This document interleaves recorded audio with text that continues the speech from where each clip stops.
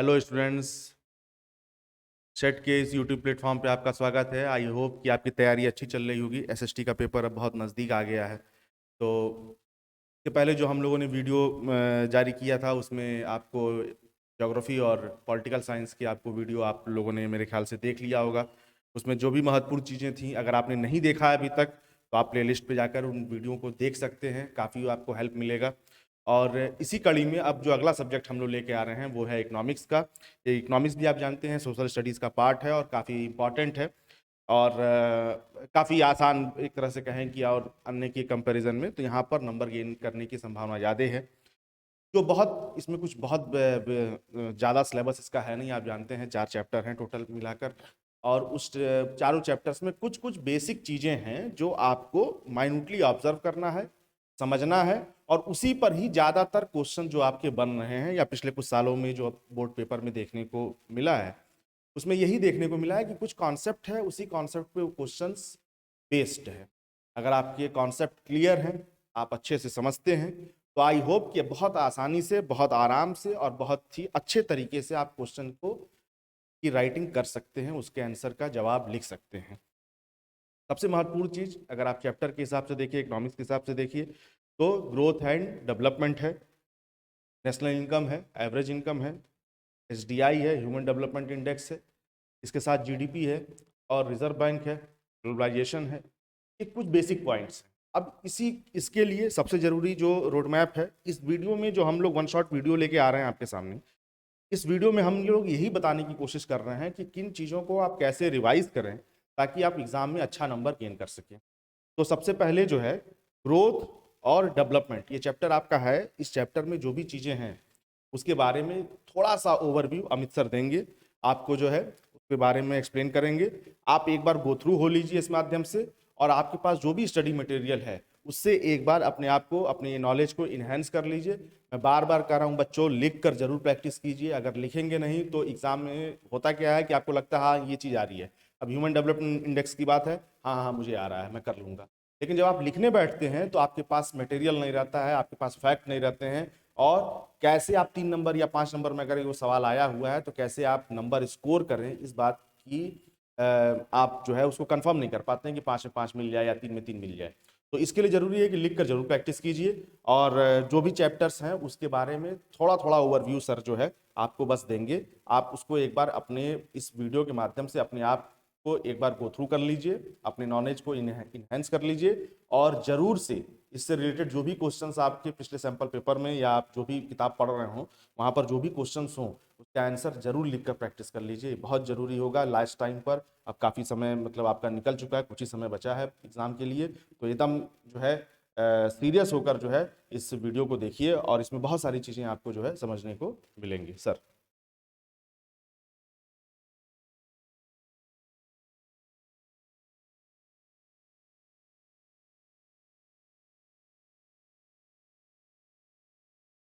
जैसा कि सर ने बताया कि ये इकोनॉमिक्स का मॉड्यूल होगा और इस मॉड्यूल में हम कुछ बुनियादी चीज़ों को समझने की कोशिश करेंगे जो आपके एग्जामिनेशन पॉइंट ऑफ व्यू से बेहद ज़रूरी है। कुछ कॉन्सेप्चुअल बात भी करेंगे, तो आप अपने आंसर में अगर राइट करेंगे तो आपके मार्क्स इंक्रीज हो सकते हैं। और हम अब अपने सेशन को स्टार्ट करते हैं ग्रोथ एंड डेवलपमेंट से।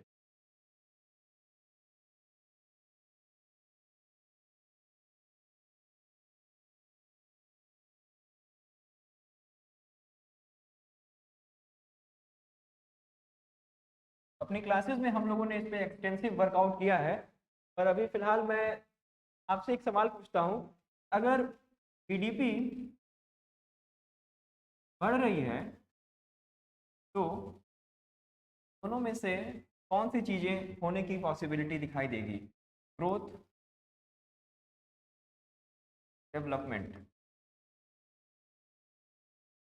क्या बढ़ता हुआ जीडीपी डेवलपमेंट को इंश्योर करेगा? क्वेश्चन मार्क है ये आपके लिए। क्या बढ़ती हुई जीडीपी डेवलपमेंट को इंश्योर कर पाएगी? इस क्वेश्चन से हम इन दोनों के बीच का जो बुनियादी अंतर है, जो बेसिक डिफरेंस है, उसको समझ सकते हैं। तो पहली बात, अगर हम लोग बात करते हैं जीडीपी अगर बढ़ रही है तो ये इंडिकेट कर सकते हैं ग्रोथ को, ये ग्रोथ को इंडिकेट कर सकते हैं कि ग्रोथ भी बढ़ रहा होगा, लेकिन ये कहना सफिशिएंट नहीं होगा कि डेवलपमेंट भी हो रहा होगा, डेवलपमेंट भी हो रहा होगा। इसलिए डेवलपमेंट के लिए हम हमारा एक क्वेश्चन मार्क लगा देते हैं। बढ़ता हुआ जीडीपी ग्रोथ को इंडिकेट कर सकता है, लेकिन ये डेवलपमेंट को भी इंडिकेट करेंगे, इस बारे में हम पूरी तरह से नहीं कह सकते हैं। इसका मतलब ये होता है कि development development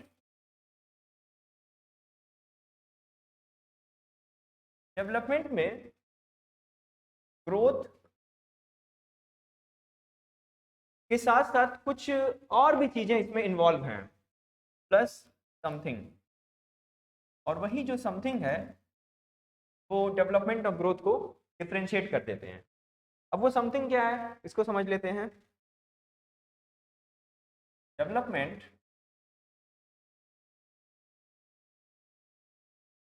growth growth plus जो है, ये आप कह सकते हैं कि लिटरेसी रेट में इंक्रीमेंट हो जाना, माल न्यूट्रिशन में डिक्रीमेंट हो जाना,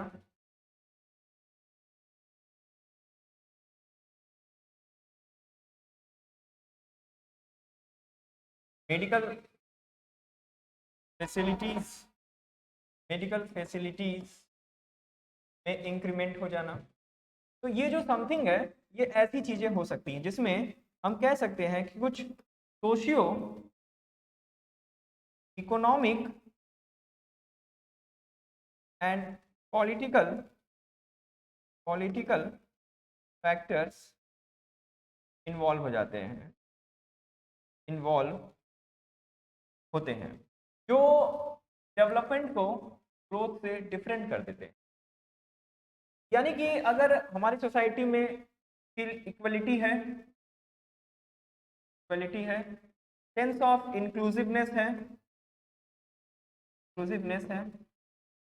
लिटरेसी रेट हमारी अच्छी है,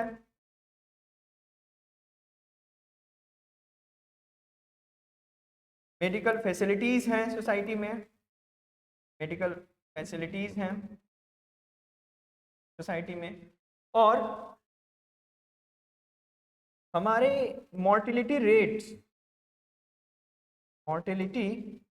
रेट कम है, तो हम कह सकते हैं कि हम डेवलप्ड हो रहे हैं, हम कह सकते हैं कि हम डेवलपमेंट कर रहे हैं।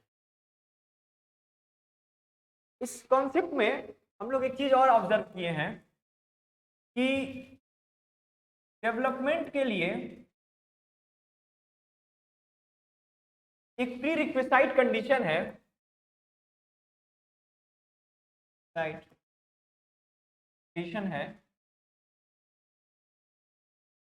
ग्रोथ एग्जिस्ट करना चाहिए, ग्रोथ शुड एग्जिस्ट,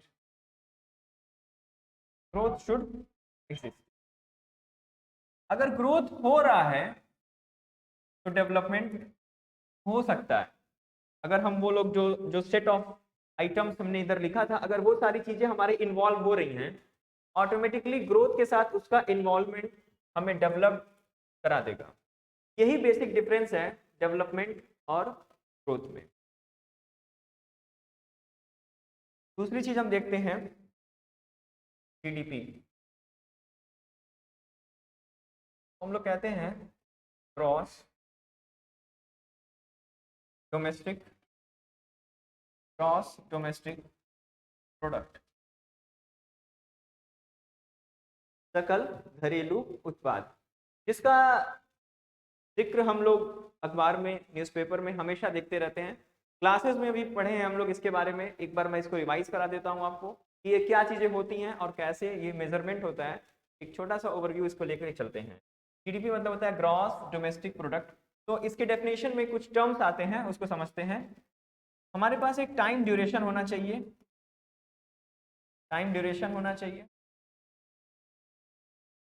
एक एरिया होनी चाहिए, एरिया होनी चाहिए, एक टेरिटरी होनी चाहिए, टेरिटरी होनी चाहिए, और फाइनल गुड्स, फाइनल गुड्स होने चाहिए। और ये जो फाइनल गुड्स बने हैं इनकी मॉनेटरी वैल्यू होनी चाहिए, मॉनेटरी वैल्यू। ये डेफिनेशन में इन टर्म्स का यूटिलाइजेशन होता है, आप इसको ध्यान से देखिए। टाइम ड्यूरेशन यूजुअली यूजुअली इसको हम लोग 1 ईयर लेते हैं, 1 ईयर। एरिया या टेरिटरी, किसी एक एरिया में, जैसे इंडिया का जो एरिया है, जो फिजिकल एरिया है, ज्योग्राफिकल एरिया है, वो एरिया हो जाएगा, area. Final goods, what does it mean? Final goods, it indicates only the final goods that is available for the consumers, जो कंज्यूमर्स को अवेलेबल है, कंज्यूमर्स को अवेलेबल है to consume. That means this final goods exclude intermediate goods, intermediate goods। हमें सिर्फ final goods की बात करनी है, इंटरमीडिएट गुड्स की बात नहीं करनी है। और इसके साथ साथ जो भी फाइनल गुड्स हम लोग लेके चल रहे हैं कि मॉनेटरी वैल्यू, की मनी वैल्यू कितनी है। अगर हम 1 साल के भीतर किसी एक एरिया में जितना भी फाइनल गुड्स प्रोड्यूस कर रहे हैं कि मॉनेटरी वैल्यू को सम अप कर दें, उसको जोड़ दें, हमको ग्रॉस डोमेस्टिक प्रोडक्ट मिल जाता है। ये तो हो गई डेफिनेशन। अब इसमें एक दो चीजें और हैं, उसको समझने की कोशिश करते हैं। अगर जीडीपी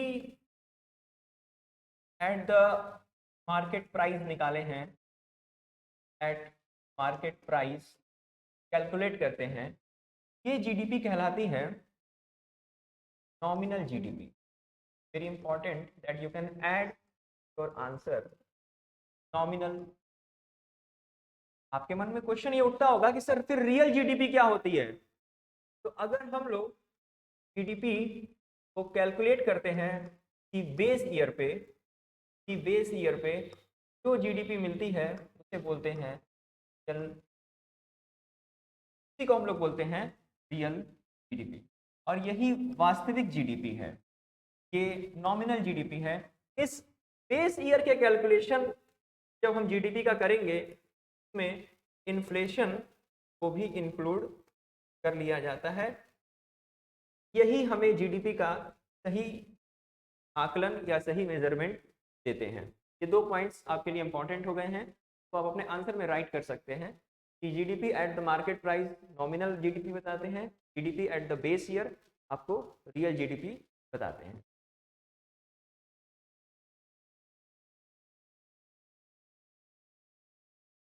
जीडीपी के कैलकुलेशन के बाद हम लोग देखते हैं sectors of the economy, sectors of economy. जैसा कि आपको क्लास में बताया गया है कि हमारी बुक्स में यूजुअली 3 तरह के सेक्टर्स की बात होती है, तो हम लोग बोलते हैं primary sector, primary sector, then secondary sector, secondary sector, tertiary sector, tertiary. Primary sector में प्राइमरी जो शब्द है, जो प्राइमरी वर्ड यूज हुआ है, ये सफिशिएंट है बताने के लिए कि क्यों इसका नाम प्राइमरी हुआ है। Because it provides the primary goods for the other industries, for the other sectors of the economy. That's why it is the primary sector. So what does it include? It includes agriculture, agriculture and allied sectors, allied plus fisheries, fisheries। allied sector को कह देने से में horticulture भी आ जाएंगे, horticulture भी आ जाएंगे, fisheries आ गया, फॉरेस्ट्री आ गए, फॉरेस्ट्री। ये सब चीज़ें प्राइमरी सेक्टर है। तो अगर हम लोग एग्रीकल्चर का कोई एक्टिविटी करते हैं वहाँ से जो भी हम प्रोड्यूस करते हैं अगर उसको डायरेक्टली मार्केट में सेल कर दें तो ये वाली जो एक्टिविटी होगी वो कहलाएगी प्राइमरी सेक्टर की activity. Secondary sector extensively deal with the sectors of manufacturing activity। Manufacturing आपको पता है, क्लास में बताया गया है इसके बारे में। मैन्युफैक्चरिंग एक्टिविटी यानी कि यहाँ पे कोई चीज प्रोसेस हो रहा है, प्रोसेसिंग इंडस्ट्री है ये, एक तरह से ये प्रोसेसिंग इंडस्ट्री होती हैं, प्रोसेसिंग इंडस्ट्री होती है। तो यहाँ पे जो भी प्रोसेस कर रहे हैं वो हमारा क्या है, प्राइमरी सेक्टर के प्रोडक्ट्स हैं, प्राइमरी सेक्टर के प्रोडक्ट्स हैं, उन्हीं को प्रोसेस करते हैं, जो आउटपुट मिलता है सेकेंडरी सेक्टर की एक्टिविटी में इन्वॉल्व हो जाता है। हमारे पास नेचुरली सॉइल है, मिट्टी है, और उस मिट्टी से अगर हमने ईंट बना दी, ब्रिक्स बना दिए, और उस ब्रिक्स से हम लोग अगर बिल्डिंग बना देते हैं, that comes under the secondary sector activity.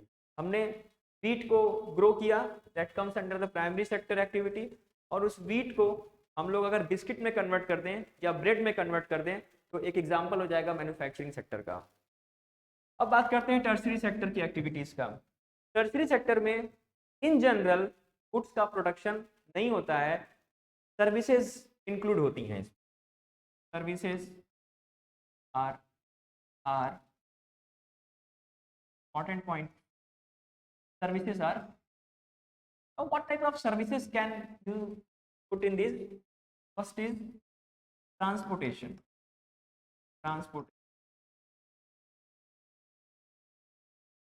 then communication,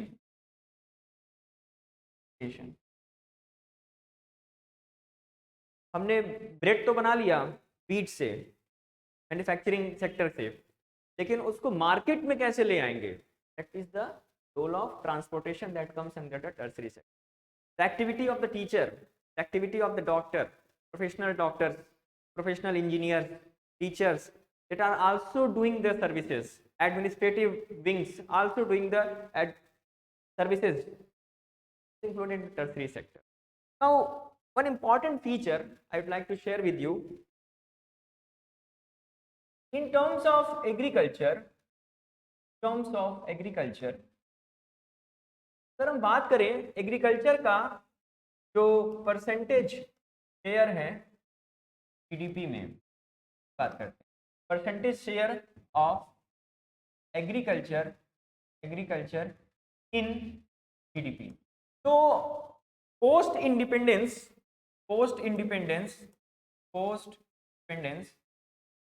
आजादी के बाद ये जो परसेंटेज शेयर है, word is very important, percentage share है, this percentage share has been decreasing continuously, but the production of the agricultural produce is increased. Production is increased. Production, very important point that you can add your answer. क्या इसका मतलब निकला? इसका मतलब ये निकला कि जीडीपी में प्राइमरी सेक्टर का जो कंट्रीब्यूशन है, specially the agriculture and allied sector का जो कंट्रीब्यूशन है परसेंटेज शेयर में, वो धीरे धीरे आजादी के बाद पोस्ट इंडिपेंडेंस डिक्रीज हुआ है, लेकिन प्रोडक्शन इंक्रीज हुआ है। ये प्रोडक्शन क्यों इंक्रीज हुआ होगा? आप इसमें एक पॉइंट ऐड कर सकते हो, बिकॉज द डेट्स ऑफ 1960 हमारे पास ग्रीन रेवोल्यूशन प्रोड्यूस हुआ था, जिसने हमारे एग्रीकल्चर प्रोडक्शन को प्रोडक्शन में हमको सेल्फ सफिशिएंट और सेल्फ रिलायंट बना दिया। एक कॉन्सेप्ट आपके पास ये तैयार है कि आप इससे आंसर में अपने पॉइंट्स ऐड कर सकते हो। अब एक इंपॉर्टेंट कॉन्सेप्ट और देखते हैं हम लोग कि हमारे पास प्राइमरी सेक्टर है, सेकेंडरी सेक्टर है और टर्शरी सेक्टर है।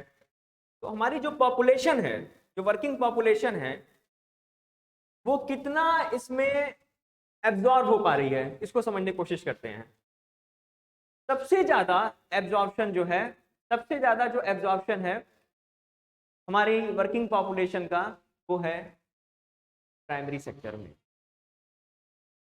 उसके बाद है सेकेंडरी सेक्टर में, and in tertiary sector it is absorbing least, is absorbing least while it is absorbing most. That is also very important. Absorption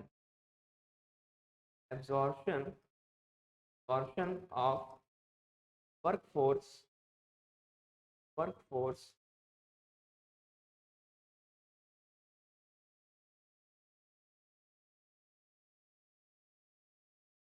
the interesting point, important point. Another concept,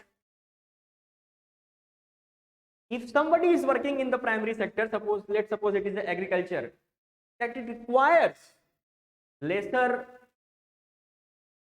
qualification, lesser skill, but if somebody is going to engage in the tertiary sector, then it requires high skill. के लिए आपको high skill की जरूरत है, high skill is required, high skill is. So this is the major differences the sectors of the economy and the absorption of the workforce in the economic sector. Now, one interesting point and important point we are going to discuss, comparing of nation. चलिए सबसे पहले हम ये जानेंगे national income.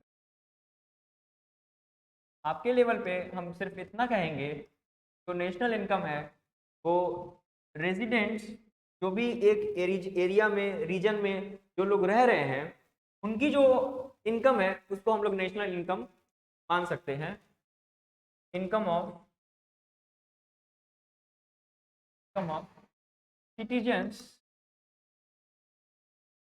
Citizen of. अब ये जो national income है,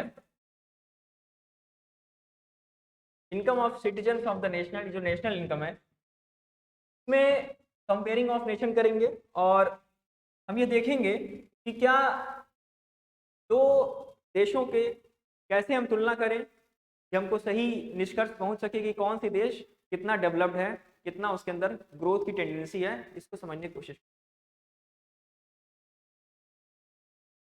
तो अगर किसी कंट्री का income, let suppose it is roughly, suppose it is X unit for country A, and for country B, let's suppose it is Y unit.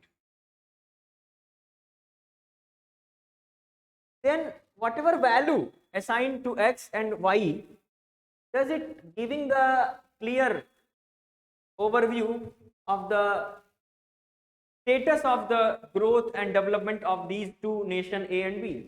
Absolutely it is not giving, because the population may vary for country A, and population plays a major role. जब भी हम बात करेंगे per capita income की, तो यहाँ पे जो भी हमारे पास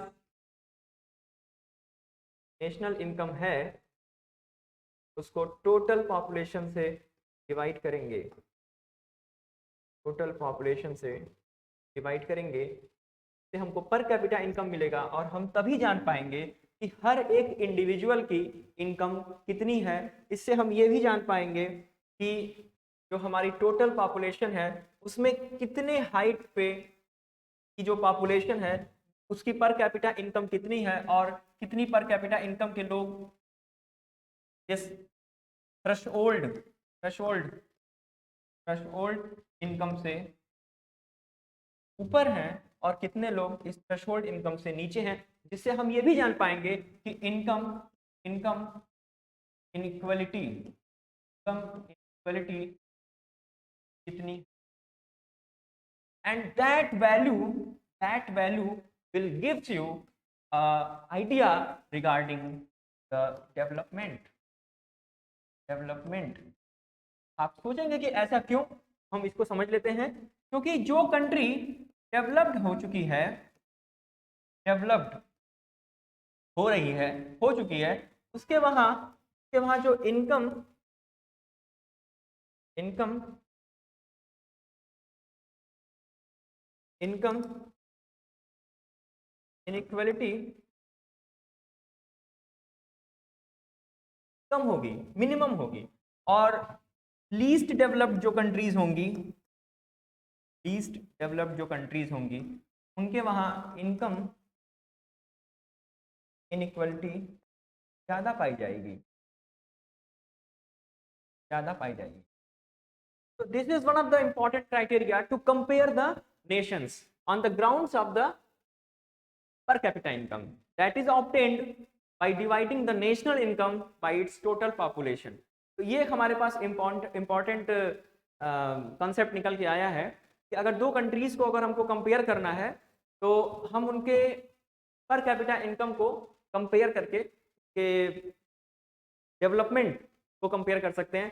सिर्फ नेशनल इनकम या उनकी जीडीपी को कंपेयर करके हम एक अच्छा अनुमान, एक अच्छा परसेप्शन नहीं निकाल सकते हैं डेवलपमेंट को लेकर। डेवलपमेंट में हमको इनकम इनइक्वलिटी, सोशल इक्वलिटी जैसे फैक्टर्स को भी इंक्लूड करना होगा।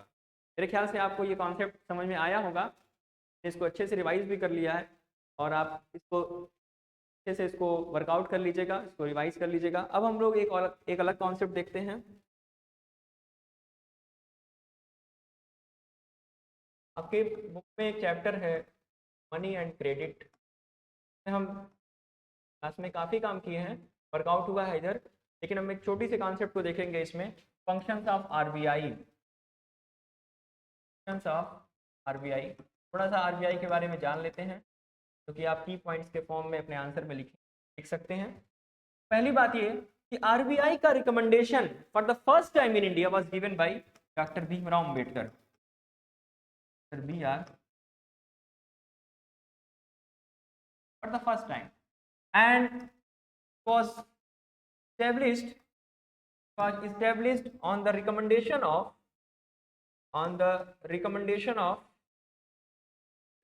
of Hilton Young Commission.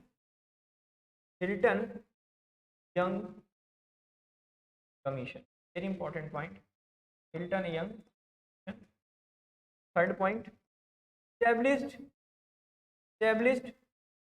by RBI Act 1934. Fourth point, established in year 1935. And last point, that it was nationalized in year 1949. So these 5 points are the preliminary point start the answer. अब थोड़ा सा हम लोग ये देखेंगे कि functions of RBI क्या हैं। फंक्शंस ऑफ आरबीआई, तो first point, issues currency notes. First point, issues currency notes. RBI जो है वो करेंसी नोट को इशू करती है, जारी करती है। सेकंड पॉइंट,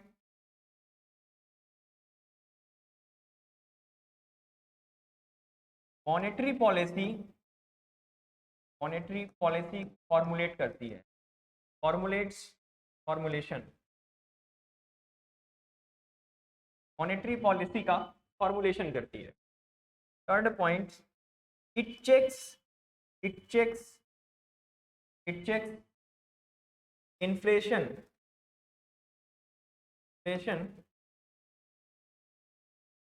and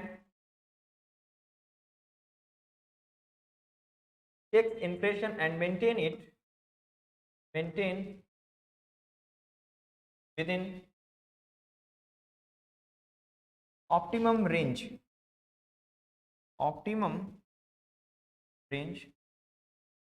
इसमें हम बहुत सारे रेट्स के बारे में पढ़ चुके हैं, जैसे कि रेपो रेट, आप अक्सर ये वर्ड न्यूज़पेपर में देखते होंगे, repo rate. Then we are having reverse repo rate, और इसी तरह से एक और रेट होता है जिसको हम लोग बोलते हैं bank rate, bank rate. Then we are having CRR, cash reserve ratio. इस तरह के रेट्स होते हैं जिससे ये इन्फ्लेशन को चेक एंड बैलेंस करते हैं। Fourth point, it also it also records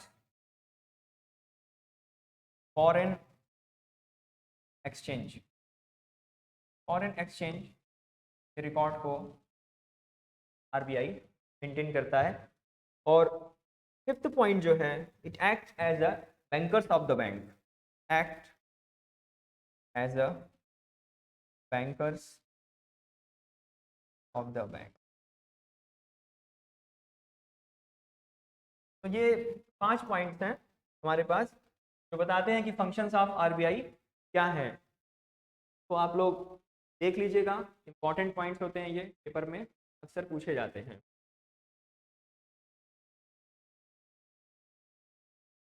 now last point is the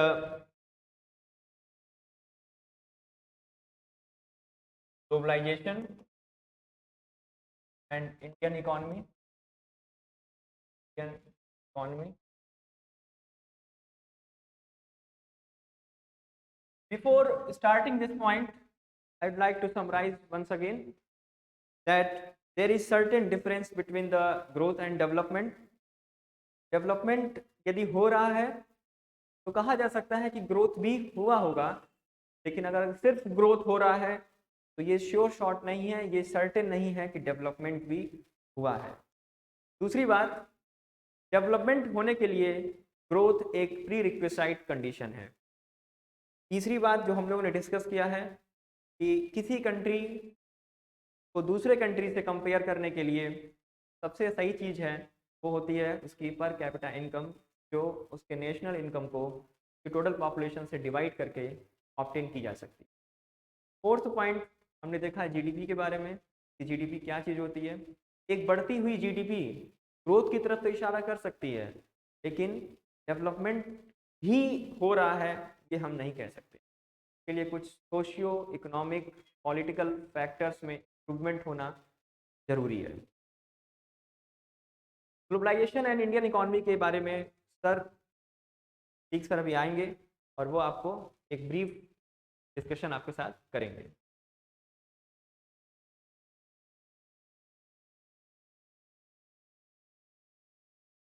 तो बच्चों, जैसा कि सर ने आपको पूरा जो आपका बुक है अंडरस्टैंडिंग इकोनॉमिक्स का, इकोनॉमिक डेवलपमेंट का, वो आपको सर ने बहुत ही ब्रीफली समझाया है। सारे पॉइंट्स आपको क्लियर हो चुके होंगे मेरे ख्याल से अब तक। इस तरह से जो है ग्रोथ और डेवलपमेंट को लेकर जो आपको बताया पहला चैप्टर, जीडीपी क्या है, डेवलपमेंट क्या है, के साथ ही साथ आप देखेंगे कि जीडीपी को क्लास में भी बहुत अच्छे तरीके से आपको समझाया गया था। ग्रॉस डोमेस्टिक प्रोडक्ट इसका फुल फॉर्म होता है। देखिए, आंसर कैसे लिखना है, इस चीज़ को बहुत ही आपको ज़रूरत है इस चीज़ को समझने की। आंसर में कौन कौन सी ऐसी चीज़ें होनी चाहिए जिससे आपका एग्जामिनर जो है वो सॉरी वो आपको नंबर देने के लिए बाध्य हो जाए, वो आपको अच्छे से अच्छा मार्क्स आपको दे। इसके लिए जरूरी है कुछ जो चीज़ें जो सर ने आपको बताई हैं, अगर ये सारे पॉइंट्स आपके दिमाग में रहता है, अगर आप इसको, वही मैं बार बार आपसे कह रहा हूँ कि आप लिख कर जरूर प्रैक्टिस कीजिए, और अगर ये सारे पॉइंट्स को अगर आप नोट करते हैं, दिमाग में बैठा लेते हैं, तो निश्चित रूप से इसका लाभ आपको आपके आंसर में मिलेगा। फिर उसके बाद जीडीपी को मार्केट प्राइस और बेस प्राइस से कैसे कंपेयर किया जाता है, ये सर ने बताया आपको। सेक्टर्स ऑफ इकोनॉमी, ये बहुत ही आसान है, प्राइमरी, सेकेंडरी और टर्शियरी सेक्टर। प्राइमरी सेक्टर में एग्रीकल्चर और उससे जो अटैच जो एक्टिविटीज होती है वो आती है। सेकेंडरी सेक्टर में मैन्युफैक्चरिंग है। अक्सर देखिए, एक सवाल अक्सर क्वेश्चन में पूछता है कि मैन्युफैक्चरिंग सेक्टर को हम किस सेक्टर की इकोनॉमी कह सकते हैं, तो इसमें आपका सेकेंडरी सेक्टर है। सेकेंडरी सेक्टर को बस केवल आप ये ध्यान रखिए कि secondary sector is also called manufacturing sector. उसके बाद आता है आपका टर्शियरी सेक्टर, जो कि सर्विस सेक्टर कहा जाता है। अब सर्विस सेक्टर में कौन कौन से लोग आते हैं, कौन ऐसे लोग होते हैं जो उसमें काम करते हैं, ये आपका एक इंपॉर्टेंट चीज जो कि आपको सर ने बताया, तो ये एक्सप्लेन किया गया है। नेशनल इनकम, ये बेटा बहुत इंपॉर्टेंट टॉपिक है और अक्सर मान के चलिए इससे क्वेश्चन जरूर आएगा किसी भी नंबर का 2 नंबर 3 नंबर 5 नंबर में से रिलेटेड एक क्वेश्चन जरूर मिलने वाला है। इसलिए नेशनल इनकम को अच्छे से समझ लीजिए। अगर नहीं समझ में आया है तो वीडियो को रिवाइंड करके फिर से देख लीजिए और उससे आपको ये जरूर समझ में आ जाएगा, क्योंकि ये बहुत इंपॉर्टेंट टॉपिक है, अक्सर एग्जाम में पूछा गया है और इस बार भी आने की संभावना इसकी है। में आरबीआई का, जैसा सर ने बताया, बाबा साहब अम्बेडकर ने इसके एस्टेब्लिशमेंट में काम किया था। एस्टेब्लिश कब हुआ, रिकमेंडेशन क्या थी और ये कब इस्टेब्लिश हुआ, ठीक है, नेशनलाइजेशन इसका कब हुआ, चीज को दिमाग में बैठा लीजिए। एक क्वेश्चन यहाँ से भी बन सकता है। आरबीआई का फंक्शंस क्या है, फॉरेन एक्सचेंज का है, नोट छापना, ठीक है, पॉलिसी फॉर्मेशन करना, मॉनिटरी पॉलिसी में कई सारी चीजें आती हैं, ठीक है, उसको आप समझ लाइए। रेपो रेट क्या होता है, रिवर्स रेपो रेट क्या है, बैंक रेट क्या है, कैश रिजर्व रेशियो क्या है, इन सब चीजों को भी आप एक बार जरूर गो थ्रू हो जाइए, क्योंकि बहुत ही इंपॉर्टेंट आपका ये जो भी चीजें हैं वो आपको सर ने बता दी है। बहुत जरूरी है इसको अच्छे से एक्सप्लेन करना, इसको समझना, ताकि आप एग्जाम में अच्छे तरीके से इसको आप आंसर को लिख पाए। अब जो हमारा टॉपिक है ग्लोबलाइजेशन का, ये ग्लोबलाइजेशन जो है इसकी शुरुआत भारत में जो शुरू होती है वो 1991 से शुरू। अब थोड़ा सा इसका पॉलिटिकल इतिहास जानते हैं कि इस समय का ये जो टाइम था, उस समय भारत की राजनीतिक स्थिति कैसी थी। देखिए, उस समय जो है नई सरकार जो है अपने कार्यकाल उसका शुरू होने वाला था और देश की जो इकोनॉमिक कंडीशन थी, वो काफी जो है नीचे आ गई थी, काफी बदतर हो गई थी। भारत को अपनी इकोनॉमी को सस्टेन करने के लिए गोल्ड, सोना जो है वो गिरवी रखना पड़ गया था, गिरवी रखने की नौबत आ गई थी। और ऐसी कंडीशन में जो इसके पहले की सरकार थी, चंद्रशेखर प्रधानमंत्री थे, और वो सरकार जाती है, नई सरकार का फॉर्मेशन होता है, कांग्रेस की सरकार बनती है। और कांग्रेस की सरकार ये मेजॉरिटी की सरकार नहीं थी, अल्पमत की सरकार थी, माइनॉरिटी की सरकार थी। और माइनॉरिटी की सरकार ने इतना बड़ा फैसला लिया, ये उस समय के लिए बड़े अचंभे की बात थी। इतना बड़ा एक्शन लेना ये कोई आसान काम नहीं था, लेकिन कांग्रेस की गवर्नमेंट ने उस समय जो है कि 1991 में एक नई नीति लागू की, जिसको हम एनईपी के नाम से जानते हैं। एनईपी का मतलब हुआ, सॉरी,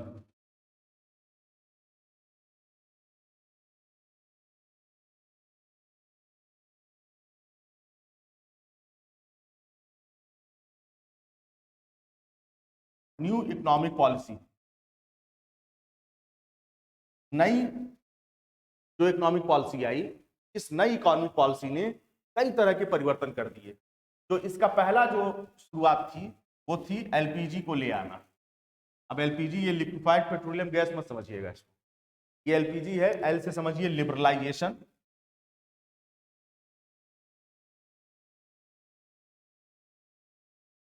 पी से है प्राइवेटाइजेशन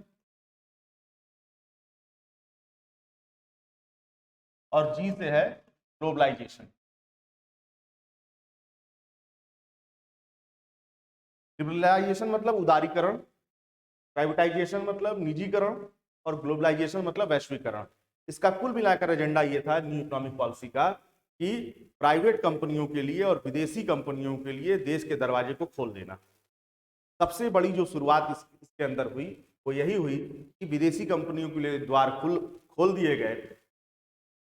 तमाम ऐसे सेक्टर्स जो पहले केवल सरकारी संस्थाएं या सरकारी कंपनियां ही होल्ड कर रही थी, उनमें विदेशी कंपनियों को आने की छूट दे दी गई। और उसके लिए दो रास्ते आप जानते हैं, एफडीआई और एफआईआई के माध्यम से।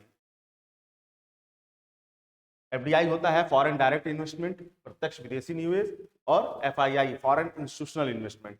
दोनों के माध्यम से विदेशों से जो पूंजी थी वो हमारे यहाँ आने लगी। कुल मिलाकर इसको लाने का मकसद ये था कि हमारा जो कैपिटल के मामले में जो हमारे पास पैसा नहीं था, उससे हमको पैसा मिल सकता था। टेक्नोलॉजी के मामले में हम पीछे थे, टेक्नोलॉजी मिल सकती थी। और कई ऐसी चीज़ें जिस सेक्टर्स में, जैसे कोल में, टेलीकॉम में, तमाम ऐसे सेक्टर्स में जो हमारे पास होते हुए भी हम अच्छा नहीं कर पा रहे थे, सरकार को ये लगा कि अगर हम विदेशी कंपनियों को बुलाते हैं तो उससे हमारे देश की अर्थव्यवस्था में को हम सुधार सकते हैं। और एफडीआई और एफआईआई के माध्यम से सरकार ने जो है ये एक नई नीति शुरू की, जिसे हम एलपीजी सिस्टम या न्यू इकोनॉमिक पॉलिसी के सिस्टम के नाम से जानते हैं। इससे ये मेन आपका जो ग्लोबलाइजेशन का जो इफेक्ट इंडियन इकोनॉमी पर आया और उससे तमाम सेक्टर्स में टेक्नोलॉजी में इंप्रूवमेंट हुआ, रोजगार में वृद्धि हुई, एम्प्लॉयमेंट सेक्टर में वृद्धि हुई, जो लोगों की सैलरी का स्ट्रक्चर था उसमें काफी चेंज आया। और जो आपका एक और टर्म होता है इकोनॉमिक्स का, पीपीपी, परचेजिंग पावर पैरिटी जिसको कहते हैं, लोगों की खरीदने की क्षमता को बढ़ाना। मार्केट का जो टोटल इकोनॉमिक सिस्टम है वो इस चीज पे काम करता है कि बाजार में जो चीजें हैं उसके खरीदार कितने हैं और खरीदारी को बढ़ावा देना। इसके लिए परचेजिंग क्षमता को डेवलप करना ये मेन इंपॉर्टेंट इशू था। और इसको जो है सरकार की ये नई इकोनॉमिक पॉलिसी जो ले आई गई, इससे लोगों की आमदनी में वृद्धि हुई। जब आमदनी में वृद्धि हुई तो जाहिर सी बात है, जब लोगों के जेब में पैसा आएगा तो लोग उसको खर्च भी उस हिसाब से करेंगे। एक चीज इसमें भी हमको ग्रोथ देखने को मिला। हालांकि इसके कई निगेटिव पॉइंट्स भी हैं जिसको अभी हमको इस पर डिबेट करने की जरूरत बिल्कुल नहीं है। जो आपकी किताब में है और जो आप एग्जाम में इसका यूज कर सकते हैं उसकी मैं बात कर रहा हूँ। ये सारी चीज़ों को अगर आप अपने आंसर में शामिल करते हैं तो विश्वास मानिए कि आप जो है काफ़ी अच्छा जो है आंसर आप राइट कर पाएंगे, लिख पाएंगे। और जितनी भी चीज़ें आज हम लोगों ने इकोनॉमिक्स में आपको बताई हैं तो ज़रूर से एक बार रिवाइज कर लीजिए, समराइज कर लीजिए। और इससे रिलेटेड जो भी क्वेश्चंस आपके सैम्पल पेपर में मिल रहे हैं या इधर उधर से जहाँ से भी आप पढ़ रहे हैं उसको ज़रूर लिख कर प्रैक्टिस कर लीजिए। इन सब चीज़ों का यूज़ करते हुए आंसर को लिखिए। मुझे उम्मीद है कि आप बहुत अच्छा नंबर बोर्ड एग्जाम में पाएंगे। तो आज का जो वीडियो है वो हम लोग यहीं ख़त्म करते हैं। इसके बाद हम लोग का एक टॉपिक और बचेगा हिस्ट्री का, तो हम लोग एक नया वीडियो लेके आएंगे जिसमें हिस्ट्री पर हम लोग बात करेंगे। कुल मिलाकर 3 वीडियो हम लोगों ने जारी हो चुके हैं। एक सबसे पहला गया था आपका ज्योग्राफी का, दूसरा गया था पॉलिटिकल साइंस का और तीसरा ये इकोनॉमिक्स का। ये तीनों वीडियो आपके लिए काफ़ी हेल्पफुल होगा और इससे आप इसका लाभ उठाते हुए अपने आंसर को लिखने की जरूर प्रैक्टिस कीजिए। और बहुत बहुत शुभकामनाएं आपको बोर्ड एग्जाम के लिए। आप एग्जाम में अच्छा कीजिए। हम सारे टीचर्स की स्कूल की तरफ से, सेट हाइब्रिड एकेडमी की तरफ से आपको जो है काफ़ी ज़्यादा शुभकामनाएं। आप एग्जाम में और अच्छा कीजिए, इम्प्रूव कीजिए और बहुत बहुत धन्यवाद।